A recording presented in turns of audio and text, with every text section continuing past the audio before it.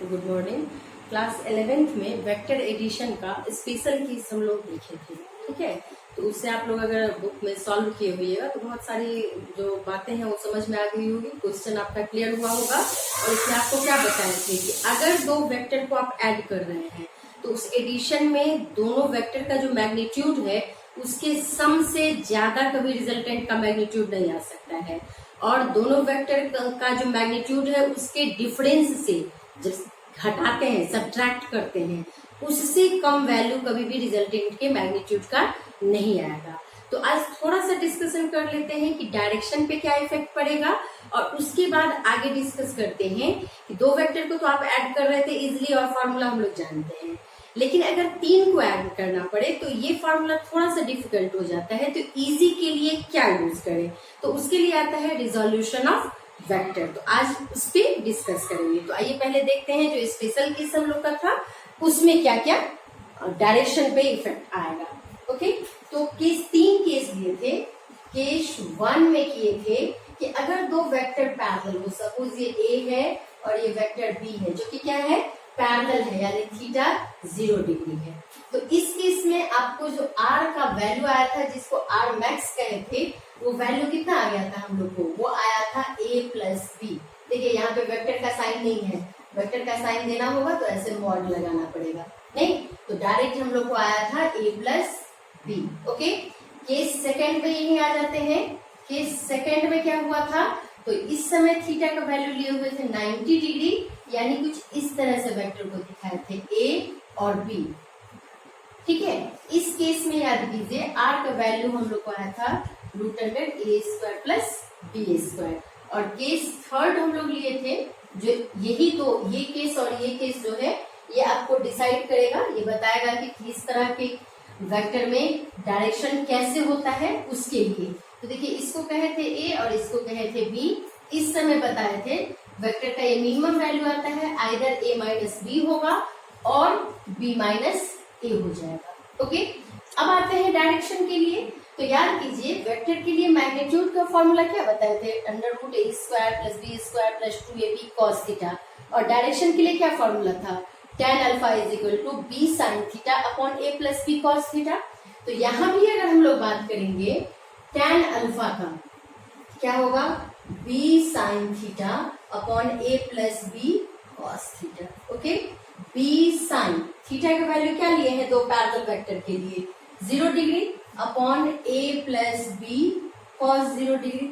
Okay, sine 0 हम लोग को पता है कि 0 होता है, तो क्या आ जाएगा 0 अपॉन a प्लस b, ठीक है। तो 0 upon a plus B, 0 by something क्या होता है, 0 होता है, यहाँ लिख लिए 0। और tan थीटा का 0 वैल्यू कब आता है, tan 0 डिग्री पे, यानी हमको अल्फा का वैल्यू यहाँ क्या मिल रहा है, अल्फा का वैल्यू यहाँ मिल रहा है 0 डिग्री। तो रिजल्टेंट किधर से पास करेगा, मैग्नीट्यूड तो रिजल्टेंट का ये होगा, पास किधर से करेगा। तो अगर दो वेक्टर को पैरेलली दिखा रहे हैं तो इसके बीच से पास करना चाहिए, लेकिन दो वेक्टर को आप ऐसे भी तो दिखा सकते थे कि ये वेक्टर a रहा और इसी पे लाई कर रहा है पैरेलल वेक्टर b, नहीं तो उस समय रिजल्टेंट का भी डायरेक्शन क्या हो जाएगा, r का भी डायरेक्शन यही होगा। ओके, इसको छोड़ते हैं, पहले इस पे आते हैं। अगर यहाँ थीटा का वैल्यू, इस केस में थीटा का वैल्यू क्या होगा, 180 डिग्री, ठीक है। कौन सा केस लिए है, एंटी पैरेलल वेक्टर के लिए। तो इस समय जो आप tan अल्फा निकालिएगा क्या होगा, b sin theta upon a plus b cos theta. Okay, theta का वैल्यू क्या है यहाँ 180 डिग्री, तो b sin 180 upon a plus b cos 180। Okay, sine 0 0 होता है तो साइन 180 भी 0 होता है, तो अपर तो 0 हो गया, लेकिन लोअर डिनोमिनेटर में देखिए cos 180 क्या होता है, -1, तो यहाँ क्या आ रहा है a minus B, but the value of whole term is 0। तो यहाँ अल्फा का वैल्यू 0 डिग्री आना चाहिए, बट यहाँ पे 0 का ही नहीं जरूरी है, चूंकि ये एंटी पैरेलल है तो यहाँ पे वैल्यू 180 भी हो सकता है, 0 भी हो सकता है, क्योंकि tan 0 भी होता है 0 और tan 180 भी हो जाएगा 0, तो ये हम लोग ले सकते हैं। अब आएंगे कि इसको आप अप्लाई कैसे कीजिएगा प्रैक्टिकली, तो गौर कीजिए। जब a का मैग्नीट्यूड बड़ा होगा तो रिजल्टेंट का वैल्यू होगा a माइनस बी मैग्नीट्यूड, तो ऑब्वियसली इसका डायरेक्शन किधर होगा, a की तरफ होगा। ओके, लेकिन जब b का मैग्नीट्यूड बड़ा होगा तो उस समय वैल्यू क्या निकल रहा है, b माइनस a, इसीलिए a माइनस बी या b माइनस a लिखे थे। तो उस समय डायरेक्शन किधर होगा, उस समय b की तरफ होगा। तो इसमें डिसीजन हम लोग का निकला है कि मैग्नीट्यूड ऑफ a अगर मैग्नीट्यूड ऑफ b से बड़ा होगा तो डायरेक्शन ऑफ r किधर होगा, डायरेक्शन ऑफ a की तरफ होगा। Okay, if mod a is less than mod b तो डायरेक्शन ऑफ r किधर होगा, अलोंग डायरेक्शन ऑफ b। ये बात हम लोग ध्यान रखेंगे। अब आते हैं इसमें किधर होगा, तो गौर कीजिए यहाँ पे तो थीटा 90 डिग्री है, तो tan अल्फा क्या निकलेगा, b sin 90 upon a plus b cos 90। और सभी बच्चे जानते हैं cos 90 कितना होता है 0 और sin 90 होता है 1, तो हमको वैल्यू आ गया b अपॉन a। इससे भी स्पेशल केस, तो if magnitude of a is equal to magnitude of b then tan alpha is 1 means tan 45 degree, तो एकदम बीचों बीच पास करेगा। नहीं, वो फिर डिपेंड कर रहा है b और a के मैग्नीट्यूड पे। तो इस तरह के कुछ क्वेश्चन को आप सॉल्व कर लीजिए, तो इसमें आपको परेशानी नहीं होगी कि डायरेक्शन किधर देना है। ठीक है, अगला अब हम लोग का टर्म आ रहा है resolution of vector. Resolution of vector, ठीक है। अब रिजोल्यूशन ऑफ वेक्टर का पहले हम डेफिनेशन बता देते हैं, फिर इसको मैथमेटिकली एक्सप्लेन करेंगे, तब वेक्टर के फॉर्म में आपको सॉर्ट कर देंगे। ठीक है, क्या होता है, splitting of vector into its rectangular component. Rectangular component is called, आप लिख सकते हैं, is called resolution of vector. Resolution of vector, देखिए सिंगल यूज कर रहे हैं, वेक्टर्स नहीं यूज कर रहे हैं, एक वेक्टर को ब्रेक करना है। ठीक है, अब यहाँ बात आती है, एक टर्म आ गया, स्प्लिटिंग तो जानते हैं, ब्रेक करना। अब एक टर्म आ गया है रेक्टेंगुलर कंपोनेंट किसको कहेंगे, ये एक टर्म नया आ गया यहाँ पे, रेक्टेंगुलर कंपोनेंट किसको कहेंगे। तो कोई भी वेक्टर के लिए, सपोज हम एक वेक्टर को ऐसे दिखाते हैं a, ठीक है, तो इस a को अगर आप xy कंपोनेंट में ब्रेक करते हैं, xy कंपोनेंट कितना डिग्री पे होता है, 90 डिग्री पे, तो जो परपेंडिकुलर कंपोनेंट है दोनों, उसके अलोंग जब स्प्लिट करते हैं किसी वेक्टर को, तो इसी को कहते हैं हम लोग रिजोल्यूशन ऑफ वेक्टर। ये स्प्लिट कैसे करेंगे, तो कर रहे हैं मैथमेटिक्स से। जैसे इसका हमको मानना है ये वेक्टर दो वेक्टर से बना हुआ है, ax से और ay से बना हुआ है। ठीक है, तो ax, ay और a में क्या रिलेशन है, इसी चीज को हम लोग रिजोल्यूशन ऑफ वेक्टर में पढ़ेंगे। बट इसको पढ़ेंगे कहाँ से लाए हैं, तो मैथमेटिक्स से लाए हैं। जैसे मैथमेटिक्स में कोऑर्डिनेट ज्योमेट्री आप लोग याद कीजिए कि कोऑर्डिनेट ज्योमेट्री में अगर ऐसे आप r लिख देते हैं, r किसको बता रहे हैं, यहाँ पे कोई पॉइंट है जिसको अगर हम p कहते हैं, तो इसका कोऑर्डिनेट आप क्या लिखते हैं, xy, और इस डिस्टेंस को o से इस p डिस्टेंस को आप अगर r कहते हैं, तो आप r इक्वल टू क्या लिखते हैं, r स्क्वायर इक्वल टू लिखते हैं x square plus y square, लिखते हैं या नहीं, जानते हैं हम लोग। ये फॉर्मूला बताने की जरूरत नहीं है, यहाँ से हम लोग परपेंडिकुलर डाल दें तो हाइपोटेनस हो गया, परपेंडिकुलर हो गया, बेस हो गया, उससे निकाल लिए। दूसरी बात जाने कि अगर ये r यहाँ एंगल बना रहा होता थीटा, तो आप मैथमेटिक्स यूज करके यहाँ पे क्या लिखते, साइन थीटा और कॉस थीटा। अगर दोनों हम आपको कहें यहाँ वैल्यू निकालिए दोनों का, तो देखिए जैसे ही इसको एक्स वाई का है, इसका क्या मतलब है, ये डिस्टेंस है x और ये जो हाइट हम यहाँ दिए हैं, इतना ही हाइट यहाँ ले लें, तो ये जो डिस्टेंस हो गया, या ये इसको हाइट आप कहिए, तो ये हाइट क्या हो गया y। तो अब इस ट्रायंगल की बात करें, किस ट्रायंगल के, O है, P है, सपोज इसका नाम हम A कर लेते हैं, ठीक है, या A से कंफ्यूजन होगा, चलिए Q कर लेते हैं। तो ये जो ट्रायंगल है हमारा राइट एंगल ट्रायंगल OPQ, इसमें अगर हम बात करें साइन थीटा की, तो साइन थीटा आप लोग क्या जानते हैं, P अपॉन एच। अब देखिए इसमें P कौन सा है, PQ को ही ना कहते हैं, क्या लिखेंगे, PQ अपॉन OP लिखेंगे। तो PQ का वैल्यू क्या है हमारे पास, PQ। ये PQ कितना के इक्वल होगा, यहाँ वाले हाइट के इक्वल, और यहाँ वाला हाइट का नाम क्या दिए हुए हैं, Y। तो ये हो गया हमारे पास Y अपॉन R। देखिए OP के लिए क्या वैल्यू यूज हुआ है, R यूज हुआ है, ठीक है। तो साइन थीटा का वैल्यू हमारे पास आ गया। एक मिनट इसको हटाते हैं, नीचे करते हैं। That implies Y equal to हम लिख सकते हैं R sine theta. Okay, similarly अगर हम बात करते हैं कॉस थीटा की, तो कॉस थीटा हम लोग को याद है बेस अपॉन हाइपोटेनस।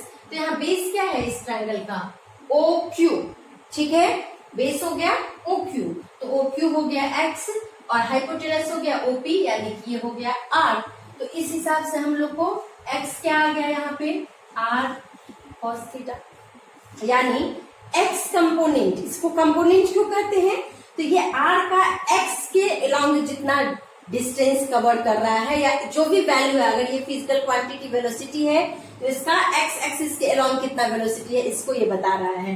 अगर ये डिस्टेंस है या डिस्प्लेसमेंट है तो एक्स एक्सिस के अलोंग ये कितना मूव किया है इसको बता रहा है। और ये वाई क्या बता रहा है, वाई एक्सिस के अलोंग कितना मूव किया। और दोनों को जब हम मिलाए हैं, मैथमेटिकली ही मिला है, तब ये दिखा रहा है बीचों बीच चला। अगर ये सिर्फ एक्स एक्सिस पे चलता तो आर कभी यहाँ नहीं होता, ये ऐसे हो जाता, इस पे चलता।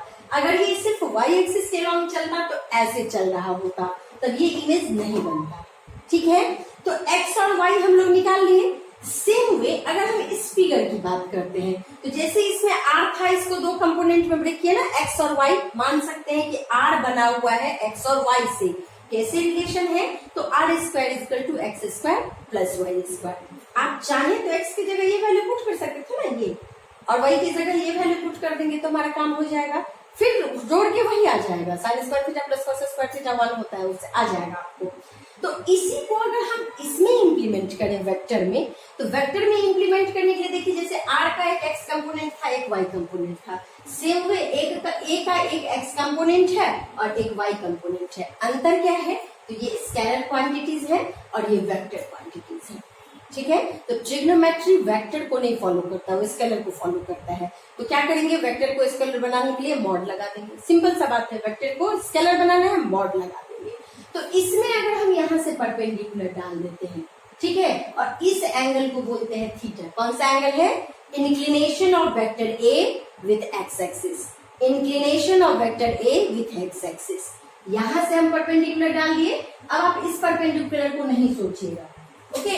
इस परपेंडिकुलर को, यहाँ जो ये परपेंडिकुलर था इसको नहीं सोच रहे, हम लोग के ब्रेन में ये वाला एंगल है, ठीक है। तो इस ट्रायंगल में अगर हम साइन थीटा लेते हैं तो क्या लीजिएगा, P अपॉन एच। P यहाँ क्या हो जाएगा, देखिए इसको ए वाई कहे, मतलब ये ए वाई है ना, तो क्या हो जाएगा साइन थीटा, ए वाई अपॉन ए होगा। लेकिन यहाँ तो वेक्टर है, तो क्या करेंगे हम लोग, चाहेंगे तो यहाँ पे मॉड लगाएंगे, यहाँ पे मॉड लगाएंगे, ठीक है। नहीं चाहे तो आप डायरेक्ट लिख सकते हैं a y equal to a sine theta. नहीं, यहाँ और लिखना है मॉड ए साइन थीटा, वो तो हम पे डिपेंड करता है कि हम कैसे लिखेंगे, ठीक है। सिमिलरली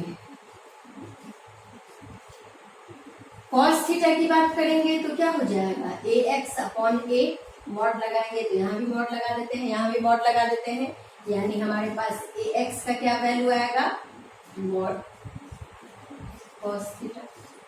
नहीं, या सिंपल वे में लिखेंगे तो a x is a cos theta, ठीक है। तो जस्ट देखिए दोनों का आप कंपैरिजन कर लीजिए, y equal to r sine theta, यहाँ पे ए वाई इक्वल टू आ गया ए साइन थीटा। नहीं, x equal to r cos theta, तो यहाँ पे a x equal to a cos theta.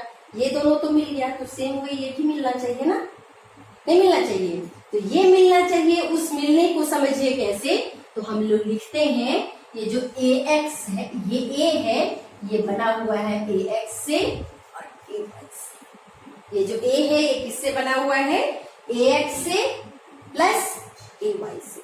यहाँ तक कोई कंफ्यूजन है हम लोग को, यही जो है कहलाता है रिजोल्यूशन ऑफ वेक्टर।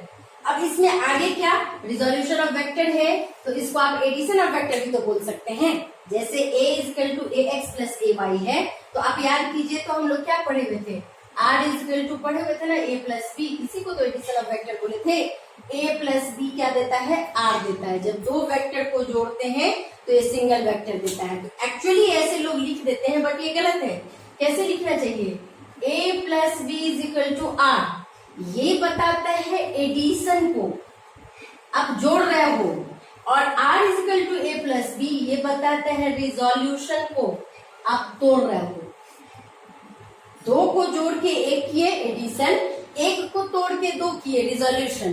कंडीशन क्या है कि ये दोनों क्या होना चाहिए, रेक्टेंगुलर कंपोनेंट, यानी एक दूसरे के परपेंडिकुलर होना चाहिए। बट अगर ये फॉर्मूला आ गया है तो ये तो सिमिलर ऐसा है, तो इसका जो हम लोग रूल दो पढ़े थे, क्या पढ़े थे, मैग्नीट्यूड निकालना और डायरेक्शन निकालना। तो इसमें भी तो मैग्नीट्यूड और डायरेक्शन निकालना चाहिए ना। तो अब सेटिस्फाई हम करा लेते हैं, जैसे ये सेटिस्फाई था वैसे इसको भी सेटिस्फाई करा के आपको हम दिखाते हैं। जैसे अगर इसका फॉर्मूला अप्लाई करें तो क्या पढ़े थे आप, R square is equal to A square plus B square plus 2ab cos theta पढ़े थे। कब, जब दो वेक्टर, यहाँ मान लीजिए हम फिगर बनाते हैं, ये a है ये b है और इससे पैरेललोग्राम बना लिए, ये r कहलाया और ये एंगल थीटा था।